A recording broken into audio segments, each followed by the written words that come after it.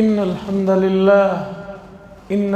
لله نحمده ونستعينه ونستغفره ونؤمن به ونتوكل عليه ونعوذ بالله من شرور أنفسنا ومن سيئات أعمالنا من يهده الله فلا مضل له ومن يضلله فلا هادي له ونشهد أن لا إله إلا الله وحده لا شريك له ونشهد أن سيدنا ونبينا ومولانا محمدا عبده ورسوله. أما بعد فإن أصدق الحديث كتاب الله وخير الهدي هدي محمد صلى الله عليه وسلم وشر الأمور محدثاتها وكل محدثة بدعة وكل بدعة ضلالة وكل ضلالة في النار. قال الله تبارك وتعالى في القرآن المجيد والفرقان الحميد: أفحسبتم أنما خلقناكم عبثا وأنكم إلينا لا ترجعون. وقال تعالى: أيحسب الإنسان أن يترك سدى. وقال صلى الله عليه وسلم: بعثت لأتمم مكارم الأخلاق، أو كما قال صلی اللہ علیہ وسلم. عزیزان محترم، یہ دسمبر کے مہینے کی آخری جمعہ ہے، یعنی کہ 2023 سن کی بھی آخری جمعہ ہے. بہت جلد ہم لوگ شمسی کیلنڈر کا ایک نیا پیج، ایک نئے سال میں داخل ہونے جا رہے ہیں، وہ ہے 2024. عزیزان گرامی، تاریخوں کا جو سلسلہ ہے، دنیا میں بہت سے کیلنڈر چلتے ہیں، لیکن دو کیلنڈر زیادہ مشہور ہیں، ایک شمسی ایک قمری. شمس کہتے ہیں سورج کو، قمر کہتے ہیں چاند کو. تو شمسی کیلنڈر اور قمری کیلنڈر، یہ دو کیلنڈر ہیں جو زیادہ چل رہے ہیں. خود ہمارے ملک میں بہت سے کیلنڈر ہیں. بہت سے کا مطلب یہ ہے کہ الگ الگ قوموں کی الگ الگ تاریخیں ہیں. جنوری کا مہینے کئی دنوں کے بعد ایک نیا سال شروع ہوتا ہے، 15-20 دن کے بعد تمل ناڈو والوں کے لیے. اس طرح الگ الگ برادریوں کے الگ الگ کیلنڈر ہیں. میں نے دو آیتیں پڑھی ہیں، ایک 18ویں پارے کی آیت ہے اور ایک 29ویں پارے کی آیت ہے. یہ دو آیتوں کو سمجھنا ہے اور موجودہ حالات اور خاص طور پر یہ جو دن مہینے گزر رہے ہیں، ان کے پیچھے کے کچھ چیزوں کو بھی سمجھنا ہے. 2024 یہ کیلنڈر عام طور پر دفتروں میں، بینکوں میں، دوسری جگہ استعمال ہو رہا ہے، یعنی کہ 2024واں سال شروع ہونے جا رہا ہے. اس کیلنڈر کا تعلق اور یہ جو عدد ہے، یہ عیسائیوں کے اپنے تحقیق کے مطابق حضرت عیسیٰ علیہ السلام کی پیدائش سے جڑا ہوا ہے. یعنی عیسیٰ علیہ السلام کی پیدائش آج سے 2023 سال پہلے ہوئی. ان کی پیدائش کے حساب سے انہوں نے یہ کیلنڈر کو جاری کیا. اللہ بہتر جانتے ہیں کہ اس میں کتنی زیادہ صداقت ہے، کتنا صحیح ہے، یہ اللہ ہی بہتر جانتے ہیں۔ اس لیے کہ اس کیلنڈر میں 2024 تک یا 23 سے پہلے کی آپ تاریخ اٹھائیں گے، ریسرچ کریں گے تو آپ کو پتہ چلے گا کئی مرتبہ اس میں بہت سے رد و بدل ہوئے ہیں، بہت سی تاریخوں میں، بہت سے مہینوں میں رد و بدل ہوئے ہیں، اور خدا جانے کیا کیا ہوا ہے۔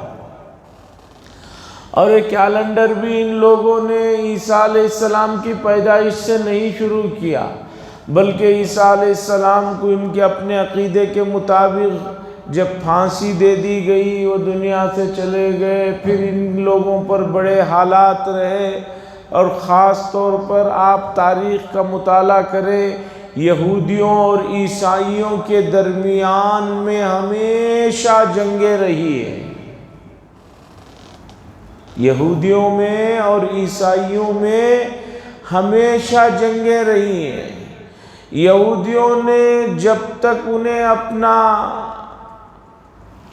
پاور رہا ان کے ہاتھوں میں، انہوں نے عیسائیوں کی بہت زیادہ جو ہے مٹی پلیت کی ہے، حتیٰ کہ ان کے نبی حضرت عیسیٰ علیہ السلام کو ان کے عقیدے کے مطابق انہوں نے پھانسی دے دی۔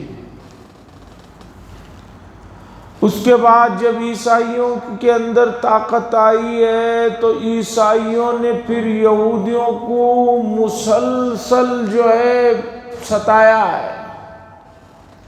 بیت المقدس پر 2 مرتبہ جو بڑے حملے ہوئے ہیں وہ داستان لیجئے یا اس کے بعد کی داستان لیجئے، تقریباً دوسری جنگ عظیم تک جو آخری عیسائیوں کا بڑا آدمی رہا ہٹلر، اس کی تاریخ اٹھا کر دیکھیے کہ عیسائیوں نے یہودیوں پر مسلسل ظلم کیا ہے، ایک لمبی خونی داستان ہے۔ تو یہ 2023 کیلنڈر جو ختم ہو رہا ہے، عیسائیوں کی تحقیق عقیدے کے مطابق عیسیٰ علیہ السلام کی پیدائش کی تاریخ ہے، اور دنیا کب بنی ہے اللہ بہتر جانتے ہیں۔ ہاں، دنیا میں انسانوں کا جو وجود ہے اس کی تاریخ حضرت آدم علیہ السلام سے شروع ہوتی ہے، یہ بات پکی ہے۔ حضرت آدم علیہ السلام سے پہلے روئے زمین پر کوئی انسان نہیں تھے۔ حضرت آدم علیہ السلام کی پیدائش، پھر ان کو جنت سے دنیا میں بھیجا گیا، پھر یہاں ان کی نسل شروع ہوئی، پھر دنیا کی آبادی جو ہے بڑھتی گئی۔ یہ انسانوں کی تاریخ کی ابتدا ہے، اس سے پہلے یہاں پر انسان اس روئے زمین پر نہیں تھے۔ لیکن یہ زمین و آسمان کب بنے، چاند و سورج کب بنے، یہ نظام کب سے ہے، اس کا صحیح علم اللہ کے علاوہ کسی کو نہیں معلوم ہے۔ باقی سائنس ہمیں بتاتی ہے کہ بھئی کئی ہزار بلکہ کئی ملین سال پہلے سے دنیا قائم ہے۔ آج بھی بعض تحقیقات آتی ہیں کہ بھی فلان جگہ جو ہے فلان جانور کی ہڈیاں ملی، اور ریسرچ سے پتہ چلا کہ یہ جانور آج سے 1 کروڑ سال پہلے ہوا کرتا تھا۔ اللہ بہتر جانتے ہیں کہ 1 کروڑ سال پہلے جانور تھے روئے زمین پر یا نہیں تھے، اس کا کوئی ہمیں علم نہیں ہے۔ ہاں، انسانوں کی جو آبادی ہے وہ حضرت آدم علیہ السلام سے شروع ہوتی ہے، اور اس سے پہلے اس روئے زمین پر حضرات انسانوں سے پہلے یہاں پر جنات کی آبادی ہوا کرتی تھی۔ جیسے انسان ہے اسی طرح یہاں پر جنات بستے تھے، ان کی بھی نسلیں ہوتی تھی، اور ان میں بھی وہ تمام کوالٹیز ہوتے تھے جو انسانوں میں ہوتے ہیں، اچھے بھی ہیں، برے بھی ہیں، کالے بھی ہیں، پیلے بھی ہیں، وہ تمام کوالٹیز ان میں پائی جاتی۔ لیکن ان لوگوں نے حد سے زیادہ زمین پر جب فساد مچایا تو اللہ تبارک و تعالیٰ نے حضرات جنات جو بہت ہی زیادہ فساد مچائے ہوئے تھے، ان لوگوں کو ختم کیا گیا، اور اس کے بعد اس روئے زمین پر ایک نئی مخلوق کو بسایا گیا جسے حضرت انسان کہا جاتا ہے۔ قرآن مجید کی دوسری سورت سورہ بقرہ میں اللہ نے آدم علیہ السلام کی تخلیق کے واقعے کو جب ذکر کیا تو اللہ نے فرمایا میں یہ روئے زمین پر ایک اپنا نیا نائب اور خلیفہ بنانا چاہتا ہوں۔ تو فرشتوں نے اس موقع پر کہا تھا اَتَجْعَلُ فِيهَا مَن يُفْسِدُ فِيهَا وَيَسْفِكُ الدِّمَاءَ، کہ اے اللہ کیا آپ روئے زمین پر ایک ایسی مخلوق کو بنانا چاہتے ہیں جو وہاں پر خون ریزی کرے گی، فساد مچائے گی؟ باقی آپ کی حمد و ثنا، آپ کی تعریف کے لیے تو ہم ہی کافی ہیں۔ ان آیات کی تفسیر میں مفسرین نے لکھا ہے کہ فرشتوں کو کیسے پتہ چلا کہ بھی جو مخلوق انسان پیدا کی جا رہی ہے وہ روئے زمین پر فساد مچائے گی؟ اس لیے کہ اس سے پہلے تو حضرت انسان کوئی تھے نہیں، تو جب اللہ نے فرشتوں کے سامنے حضرت انسان کے بنانے کا تذکرہ فرمایا تو انہوں نے جو یہ سوال کیا یا اعتراض کیا یا یہ کہا کہ اللہ وہ مخلوق جو ہے زمین پر فساد مچائے گی اسے کیوں بنا رہے ہیں؟ مفسرین نے کہا کہ بھی فرشتوں نے یہ جو سوال کیا ان کو کیسے معلوم ہوا کہ بھی انسان زمین پر آئے گا، فساد مچائے گا، خون ریزیاں ہوں گی، بہت سارے ہنگامے ہوں گے؟ مفسرین نے وہاں لکھا کہ دراصل اس سے پہلے جنات کی آبادی تھی، تو جنات نے جو روئے زمین پر فساد مچایا تھا تو حضرات فرشتوں نے سمجھا کہ یہ مخلوق بھی جو بنائی جا رہی ہے وہ بھی کہیں یہ جنات ہی کی طرح فساد مچانے والی نہ ہو۔ وہ جنات کی مخلوق کے اوپر انہوں نے قیاس کر کے سوال کیا تھا، ورنہ ان کو انسانوں کے بارے میں نہیں معلوم تھا، ان کو تو صرف جنات کے بارے میں معلوم تھا اور جنات کا کارنامہ وہ دیکھ چکے تھے، تو انہوں نے کہا ایسی مخلوق کیوں بنا؟ پھر اللہ نے حضرات انسان کی ابتدا حضرت آدم علیہ السلام سے کی، اور حضرت آدم علیہ السلام کی تاریخ کو آج کے زمانے سے آپ دیکھیں گے مشکل سے 10-15 ہزار سال تک کی تاریخ بیٹھتی ہے۔ اس سے پہلے کوئی انسان اس روئے زمین پر نہیں تھے، جنات کی آبادی تھی، اور جنات سے پہلے کیا تھا وہ اللہ بہتر جانتے ہیں۔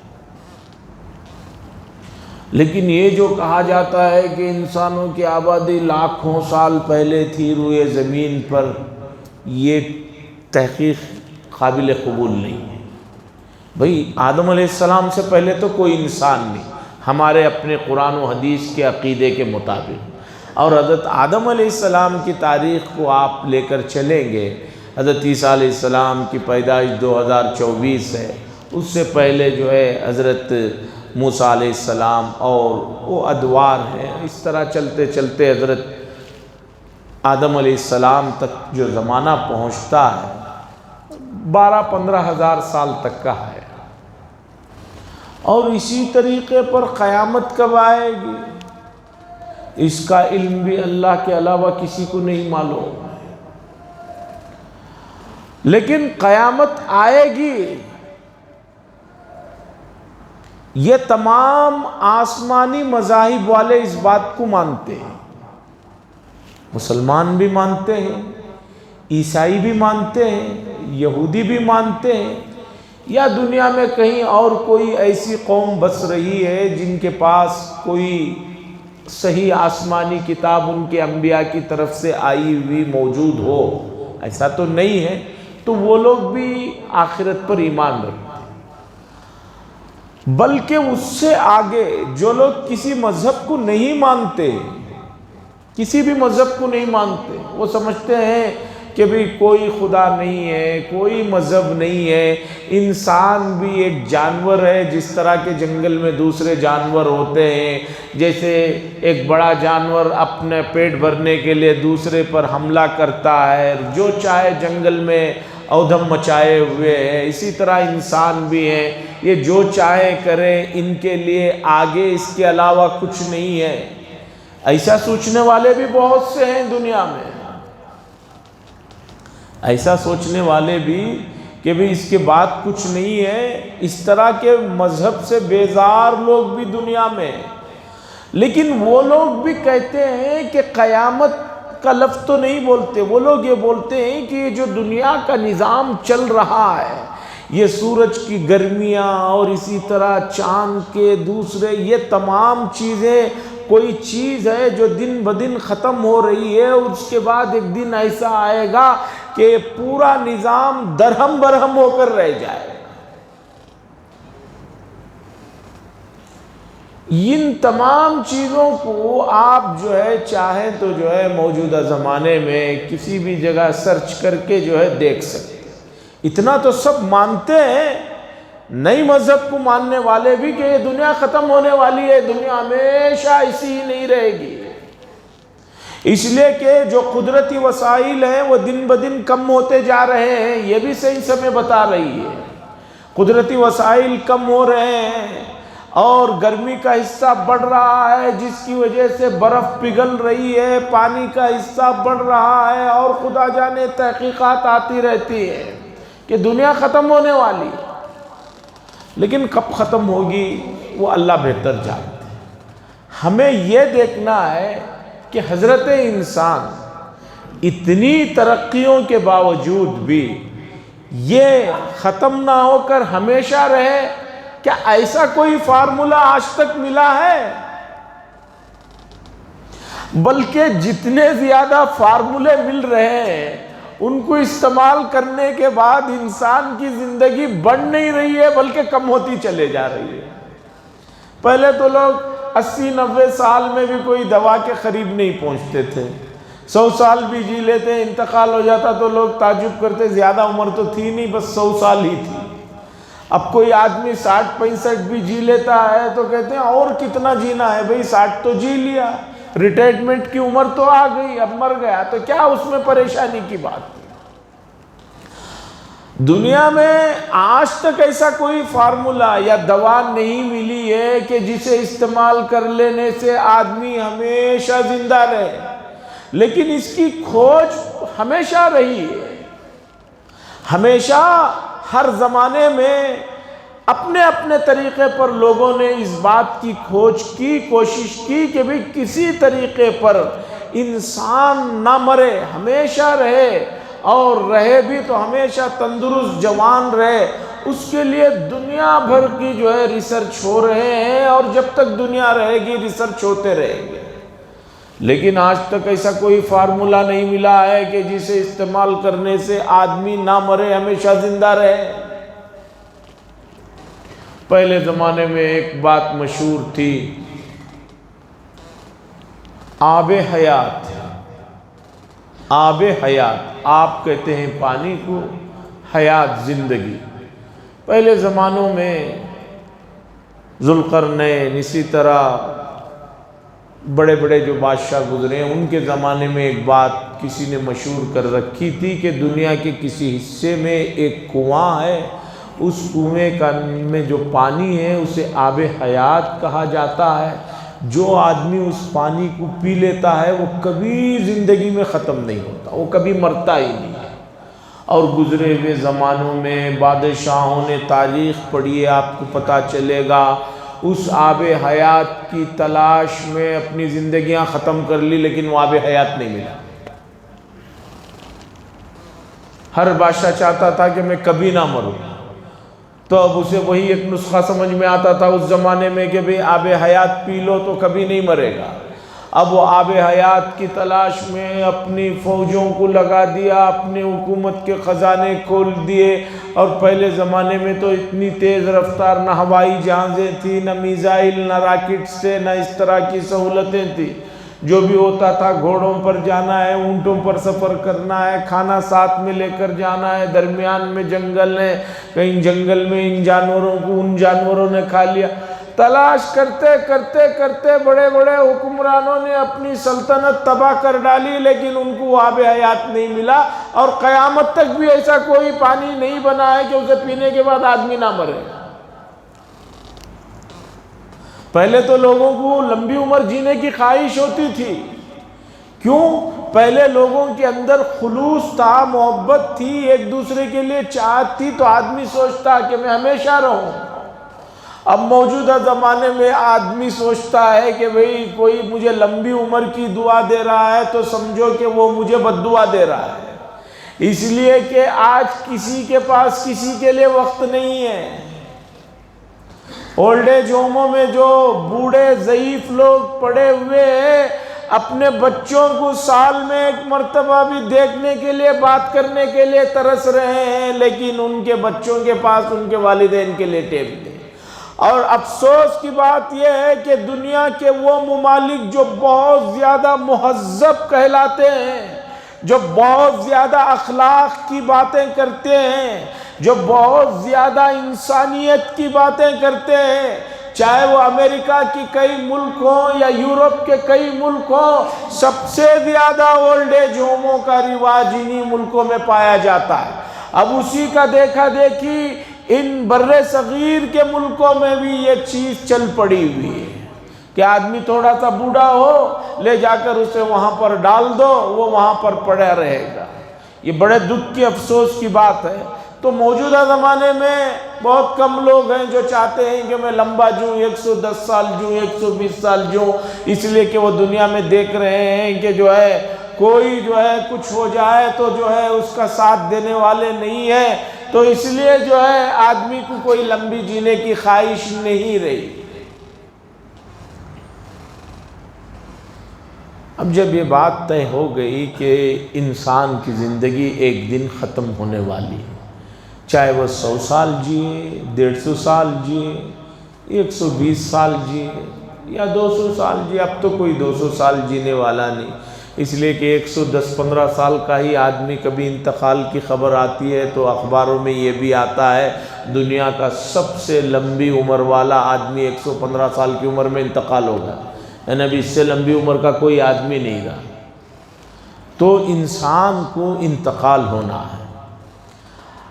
اب مسئلہ سمجھیے کہ قرآن مجید نے ایک نہیں، دو نہیں، کئی جگہ پر یہ بات کہی۔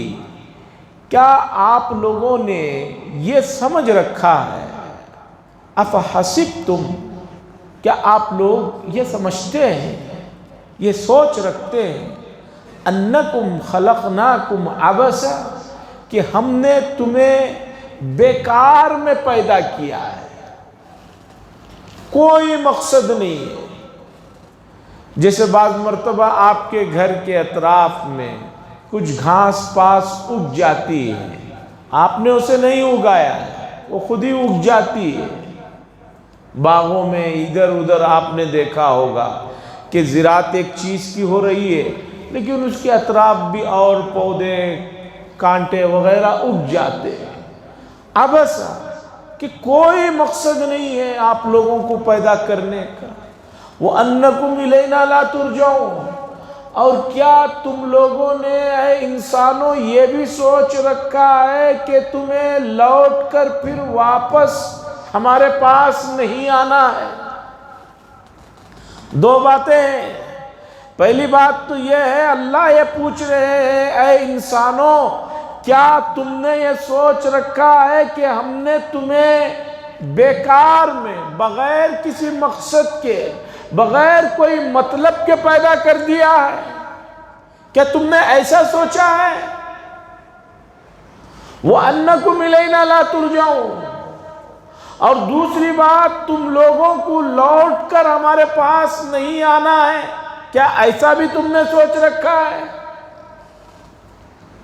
اور اگر ایسا سوچ رکھا ہے کہ تمہیں بے مقصد، بیکار میں، بے مطلب پیدا کر دیا گیا ہے اور تمہیں لوٹ کر ہماری طرف آنا بھی نہیں ہے، اگر تم ایسا سوچ رہے ہو تو یہ تمہاری سوچ غلط ہے، اور یہ تمہاری سوچ تمہیں نقصان پہنچائے گی۔ کیا نقصان پہنچائے گی؟ دو بڑے نقصان ہوں گے۔ جو نقصان بعد میں آنے والا ہے اسے تھوڑی دیر کے لیے آپ بھول جائیے۔ جو نقصان آپ کو فوراً ریسنٹ جو نقصان پہنچنے والا ہے وہ کیا ہے؟ جو انسان یہ سمجھتا ہے کہ میں بے مطلب بے مقصد پیدا کر دیا گیا ہوں، میرا کوئی حساب کتاب نہیں ہے، مجھے کسی کے سامنے کچھ حساب کتاب بھی نہیں دینا ہے، جب اس طرح کی سوچ اور عقیدہ اس کے ذہن میں آتا ہے تو اب اس کے اندر سب سے پہلی چیز جو ہے سستی، لاپرواہی، غفلت اور موج مستی کی زندگی جینے کا طریقہ آ جائے۔ بھئی آدمی سوچے گا کہ بھئی میرا کوئی مقصد ہی نہیں ہے، میرے سے کوئی فائدہ ہی نہیں ہے، تو اب مجھے کرنے نہ کرنے سے کیا فائدہ ہے؟ یہ انسان کو بہت تباہی و بربادی میں لے جانے والی چیز ہے۔ اس لیے قرآن نے کہا کہ لوگوں تم بیکار نہیں ہو، تم کیا روئے زمین پر کوئی بھی چیز ہم نے بیکار نہیں بنائی ہے، کوئی زہریلا جانور بھی ہم نے بیکار میں نہیں بنایا، ہر چیز کو بنایا ہے، اس کے پیچھے ایک مقصد ہے اور اس کے پیچھے جو ہے اس سے کچھ فائدہ ہے۔ یہ فائدہ تمہیں نظر میں آئے نہ آئے یہ تمہاری اپنی سوچ کا مسئلہ ہے۔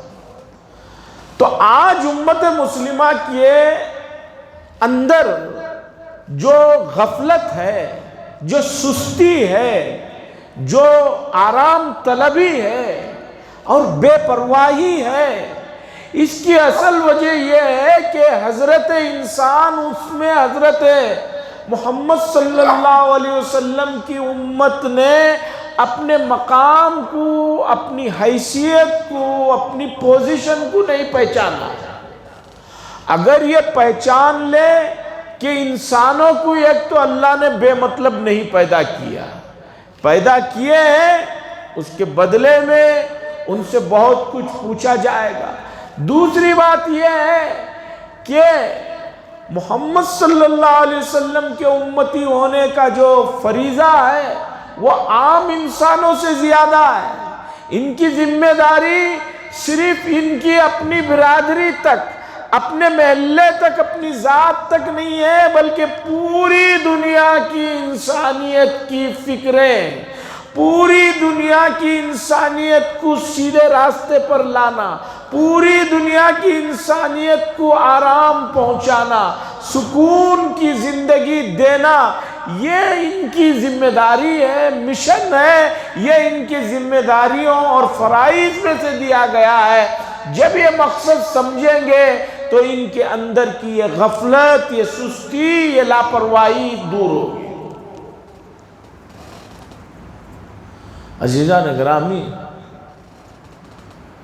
تھوڑی دیر کے لیے آپ انسانیت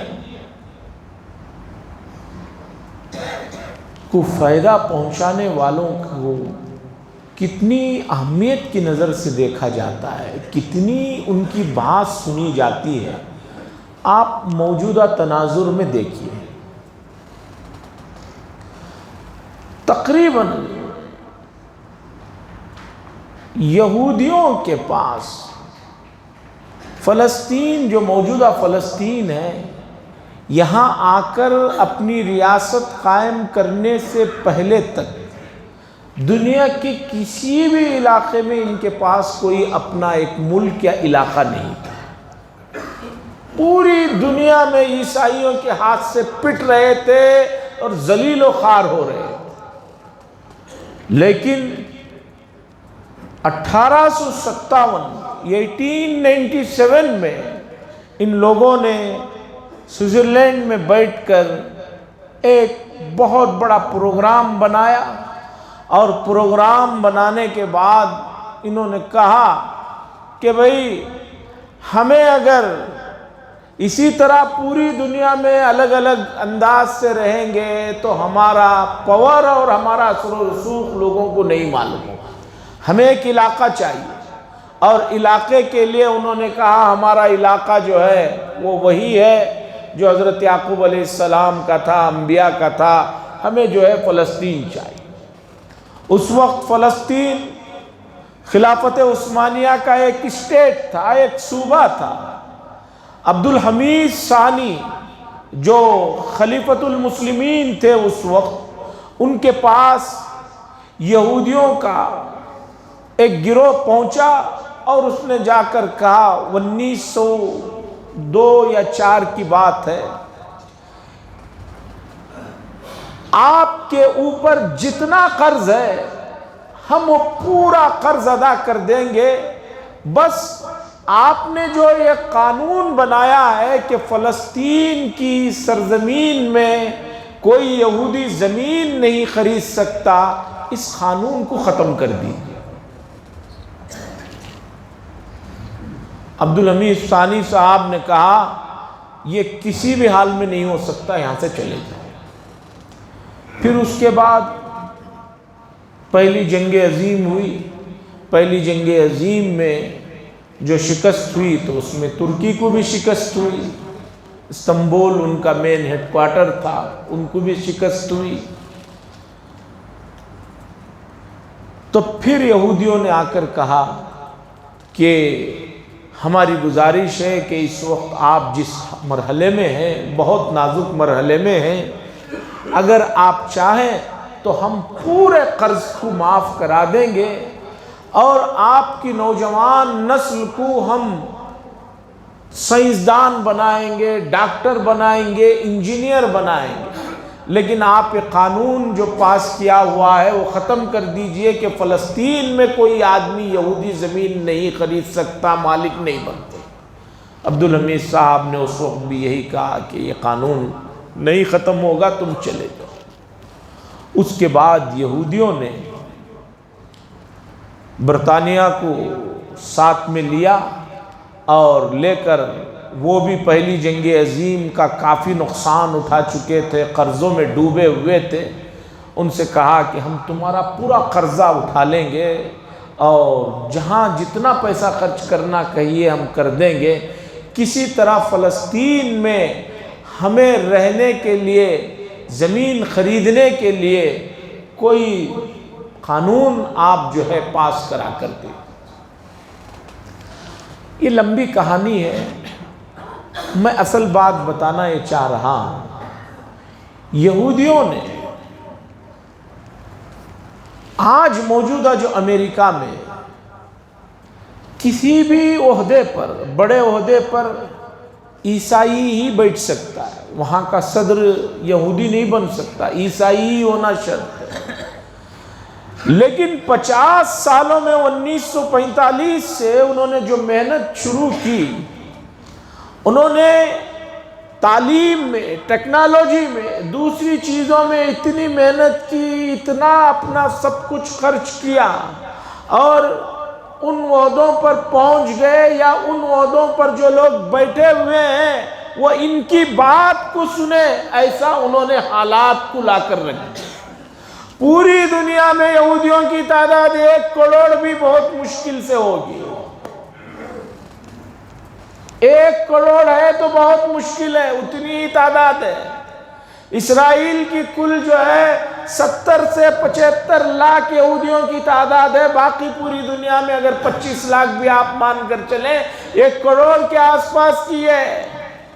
لیکن آپ دیکھیے کہ پوری دنیا پر یہ حکومت کر رہے ہیں، اور یہ حکومت اس لیے کر رہے ہیں کہ انہوں نے یہ دیکھ لیا اور سمجھ لیا کہ دنیا پہ حکومت کرنا ہے تو ہمیں جو ہے جدید سے جدید چیزوں کو سیکھنا ہوگا، اور پوری دنیا کو کنٹرول کرنے والی چیزیں ان کے ہاتھوں میں ہیں۔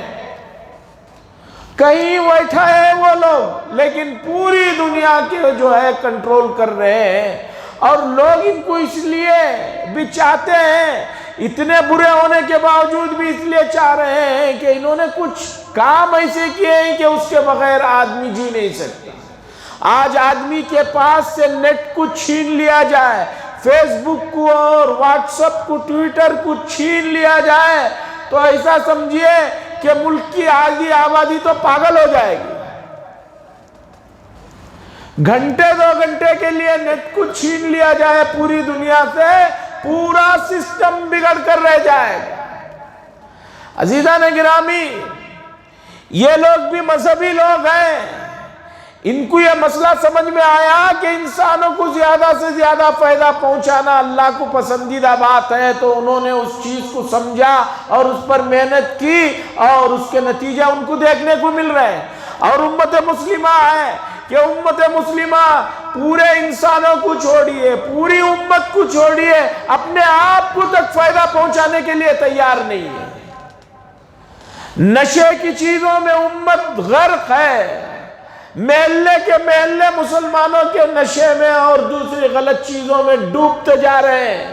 یہ دوسروں کو کیا فائدہ پہنچائیں گے، خود ہی اپنے آپ کو فائدہ نہیں پہنچا رہے ہیں۔ تو عزیزان گرامی، اللہ نے فرمایا انسانوں کو ہم نے بے مطلب نہیں پیدا کیا، کچھ مطلب ہے، اس مطلب کو آگے سمجھنا ہے۔ اور آگے میں یہ بات بھی بتاتا چلوں، بہت سارے لوگ سال کا ختم ہوتا ہے، نیا سال آتا ہے تو غیروں کا دیکھا دیکھی اس رات کو پوری رات جو ہے گناہوں میں ڈبو دیتے ہیں۔ اب شراب پینا جو ہے کوئی عیب کی بات نہیں رہی، نشہ کرنا عیب کی بات نہیں رہی، اور اسی طرح زنا اور دوسری چیزیں معمول ہو کر رہ گئی ہیں۔ یاد رکھیے اللہ تبارک و تعالیٰ کا بہت زیادہ غضب نازل ہوتا ہے شراب پر، اور اسی طریقے پر نشے کی چیزوں پر، اور اسی طرح کی بے حیائی والے کاموں پر، گناہ کے کاموں پر۔ ہمیں اپنے آپ کو، اپنی نوجوان نسلوں کو، اپنے ماتحتوں کو، ان سب کو اس طرح کی برائیاں جو دن بدن تیزی پکڑتی جا رہی ہیں، آگے بڑھتے جا رہے ہیں، روکنے کی ضرورت ہے۔ نہیں روکیں گے تو دنیا میں بھی ذلیل و خوار ہوں گے، اور اللہ کی نظروں میں تو مجرم بن کر رہیں گے۔ وآخر دعوانا الحمدللہ رب العالمین۔